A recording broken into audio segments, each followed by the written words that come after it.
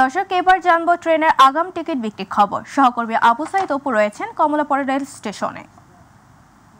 অপু, ঈদ সামনে রেখে ট্রেনের আগাম টিকিট বিক্রি শুরু হয়েছে, কেমন দেখছেন কমলাপুরের পরিস্থিতি আমাদের জানাবেন।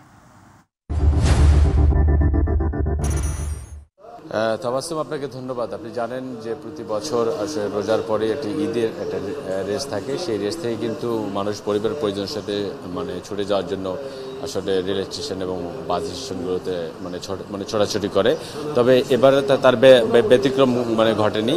এরই ধারাবাহিকতায় কিন্তু আজকে থেকে ট্রেনের যাত্রার যে অগ্রিম টিকিট, যে অনলাইনের মাধ্যমে শতভাগ টিকিট বিক্রি, সেটি কিন্তু শুরু হয়ে গেছে। ইতিমধ্যে আড়াই ঘন্টায় প্রায় 85% টিকিট বিক্রি হয়েছে।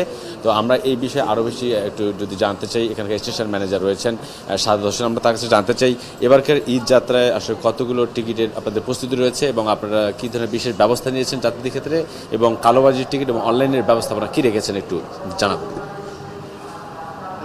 আমরা এবারের ঈদ যাত্রা সম্মানিত যাত্রী সাধারণের জন্য আমরা বিশেষ ট্রেনের ব্যবস্থা সহ এবং আমাদের রেগুলার আন্তনগর ট্রেন, মেল এক্সপ্রেস, কমিউটার ট্রেনের ব্যবস্থা রাখা হয়েছে এবং প্রতিটা আন্তনগর ট্রেনে অতিরিক্ত বগি সংযোজনের ব্যবস্থা রাখা হয়েছে।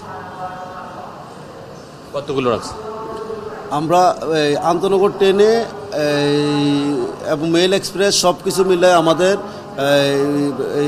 স্ট্যান্ডিং টিকিট সহ ঈদ যাত্রার ক্ষেত্রে ও যাত্রার দিনের হিসাব অনুযায়ী আনুমানিক আমরা 55 থেকে 60,000 প্রতিদিন যাত্রী পরিবহনের সুযোগ আছে।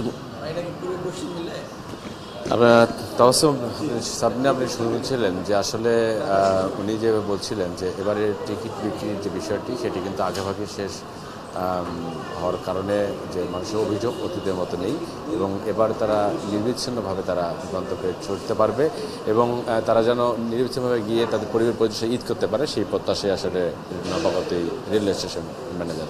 তো এটাই ছিল আমার কাছে থেকে সর্বশেষ খবর। অপু, আপনাকে ধন্যবাদ। দর্শক, কমলাপুর থেকে ট্রেনের অগ্রিম টিকিট বিক্রির সবশেষ খবর জানাচ্ছিলেন আমাদের সহকর্মী আবু সাইদ অপু।